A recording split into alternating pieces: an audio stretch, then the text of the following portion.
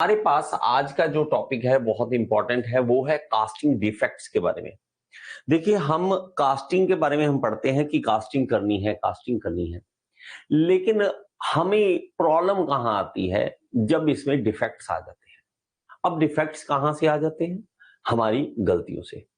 देखिए, कोई भी चीज परफेक्ट दुनिया में हम नहीं बना सकते, ये तो आप भूल जाइए कि आप कोई भी चीज परफेक्ट बना लोगे। ये तो हमें भी पता है कहीं ना कहीं हमसे गलती होगी। हम चाहते हैं कास्टिंग करना और चाहते हैं कि मस्त सी मजेदार कास्टिंग बाहर आ जाए। हम कितना इजी बताया ना मैंने आपको। मैंने बताया कि यहाँ पे भाई साहब सैंड कास्टिंग आप करना चाहते हो, यहाँ पे हमारे पास पोरिंग बेसिन है, हमने लिक्विड मेटल जो है वो डाला इसके अंदर, वो गया, ठंडा हो गया, निकाल लिया, वाह तालियां, वाह क्या बात है। लेकिन ऐसा नहीं होता। जब आपके पास कास्टिंग बाहर निकल के आती है तो उसकी शक्ल देखने लायक होती है। मेरे भाई, ये क्या बना दिया मैंने?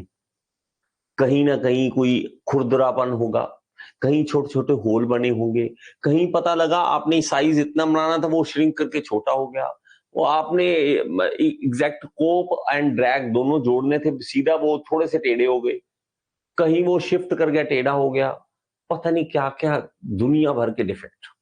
और मानोगे, डिफेक्ट दूर करने में ही जान निकल जाती है।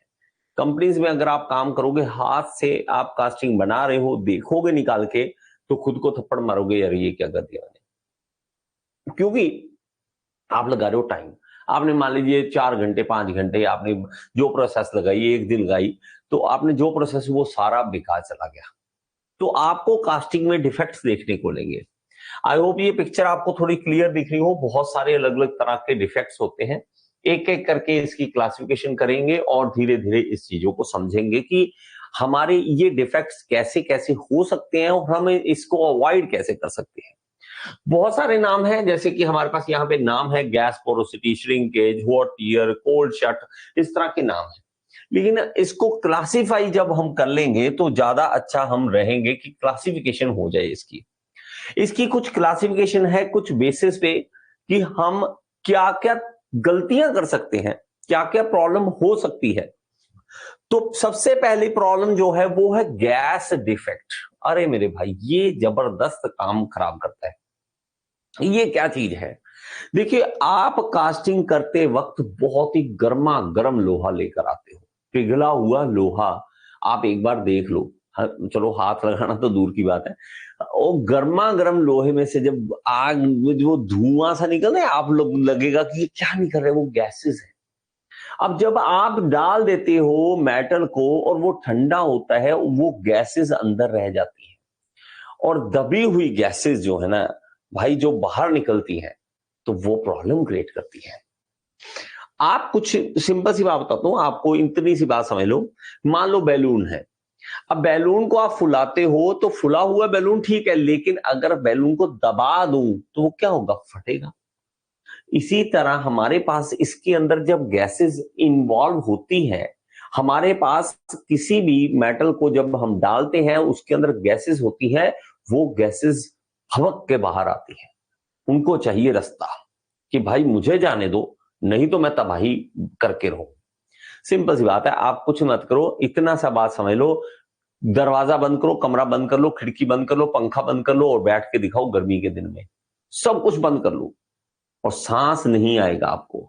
अचानक से आपने क्या किया, हल्का सा दरवाजा खोला, इधर खिड़की दरवाजा खुला, यहां से गैसेस बाहर निकल जाएंगी, आराम आ जाएगा, आपको लगेगा आराम आ गया। अगर आप अपनी हालत को समझ सकते हो कि मेरे साथ ऐसा हो सकता है कि गैस अंदर दब जाए तो क्या हाल हो सकता है, और गैस अगर पेट में दब जाए, तो अब आपको तो नहीं पता होगा, आप जवान लोग हो, ठीक है, लेकिन आप मम्मी पापा उनको पूछो गैस क्या चीज है, गैस जब बनती है तो क्या होता है, जब पेट में गैस बनती है, तेजाब बनता है, एसिड बनता है, तो क्या होता है। तो यही हाल हमारा होता है हमारी कास्टिंग के साथ। गैसेस दबी हुई, उन्होंने बाहर आना है, उन्होंने प्रॉब्लम क्रिएट करना है। पहली बात तो ये समझ लो, बस है क्या, आगे चलेंगे, डोंट वरी, ये कोई ऐसा नहीं है, सिर्फ इंट्रोडक्शन दे रहा हूं। इसके अंदर अलग अलग हो सकती हैं, ब्लो होल्स हो सकते हैं, ओपन ब्लोज हो सकते हैं, एयर इंक्लूजन हो सकता है, पिन होल पोरोसिटी हो सकता है और श्रिंकेज कैविटीज, ये हम इसकी क्लासिफिकेशन के अंडर पढ़ेंगे। दूसरा दूसरा है मोल्डिंग मटेरियल डिफेक्ट, कि आप जो मोल्ड बना रहे हो, आप जो कास्टिंग करने के लिए मोल्डिंग की है आपने, ठीक है, अगेन मैं आपको बताऊं कि तो पहला और दूसरा लेक्चर अगर आपने नहीं देखा तो आपको ये मोल्डिंग ही नहीं समझ आएगा कि मोल्डिंग क्या है, इसलिए पहले पहला लेक्चर देख लेना। तो भाई साहब मोल्डिंग आपने की, आपने सैंड ली, दबाया उसको, लेकिन उसके अंदर डिफेक्ट्स है। कैसे हैं कि आपका मोल्डिंग मटेरियल ही आपने सही तरह से नहीं बनाया, आपका सैंड प्रॉपर नहीं है, आपकी इस मोल्ड कैविटी में प्रॉब्लम है, तो आपको प्रॉब्लम फेस करनी पड़ेगी। किस तरह की? मेटल पेनिट्रेशन की प्रॉब्लम फेस करनी पड़ सकती है, कट्स एंड वॉशेस की, फ्यूजन की, रनआउट की, रैट टेल्स की, बकल्स की, ये सारी प्रॉब्लम आपको फेस करनी पड़ सकती है अगर आपने मोल्डिंग मटेरियल सही नहीं रखा तो। एक है पोरिंग मेटल डिफेक्ट, आप जो मेटल डाल रहे हो उसके कारण भी प्रॉब्लम हो सकती है। आप कहोगे सर अब मेटल ही ना डालें तो और क्या करें, लेकिन मेटल सही तरीके से डालना। आप सही तरीके से डालने का मतलब टेम्परेचर सही होना चाहिए, उसकी स्पीड सही होनी चाहिए। अगर वो ये नहीं ऐसा होगा तो हम प्रॉब्लम में फंस जाएंगे, जैसे कि मिस रन होगा, कोल्ड शट होगा, स्लैग इंफ्यूजन होगा। ये प्रॉब्लम आ सकती है अगर आपका पोरिंग टेम्परेचर, आपका पोरिंग जो मटेरियल है, मेटल है, उसका टेम्परेचर नहीं सही। आपने जब डाला वो पहले ही हल्का सा ठंडा होने ही वाला था, आपने जब डाला पहले ही जस्ट डालते ही वो ठंडा हो गया, तो प्रॉब्लम हो गई। एक है मेटलर्जिकल डिफेक्ट्स। अब मेटलर्जिकल डिफेक्ट क्या है? जब हम चीज को देखिए, मैंने आपको बताया जैसे कि हम मटेरियल साइंस में पढ़ते हैं, मटेरियल साइंस में हम पढ़ते हैं कि पहले चीज गर्म करते हैं और फिर ठंडी करते हैं।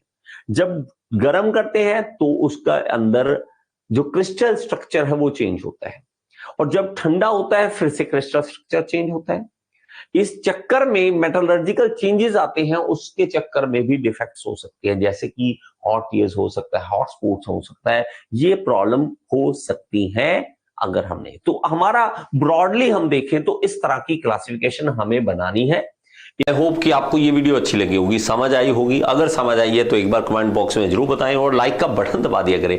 और अगर आप एसएससी जेई, आरआरबी जेई, किसी भी जेई एग्जाम की तैयारी करना चाहते हैं तो आप कोर्स ज्वाइन कर सकते हैं, मेरे साथ लाइव पढ़ सकते हैं। All in one AE JE course को ज्वाइन कर लीजिए। ये इस कोर्स का लिंक जो है आपको डिस्क्रिप्शन बॉक्स में मिल जाएगा, और यहाँ पे ऐप का लिंक दे रहा हूँ, ऐप जरूर डाउनलोड करें। इसके अंदर फ्री एमसीक्यूज भी हैं जिसको आप अटेम्प्ट करके अपनी एसएससी जेई, आरआरबी जेई को क्लियर करने का सपना पूरा कर सकते हैं। Thank you so much.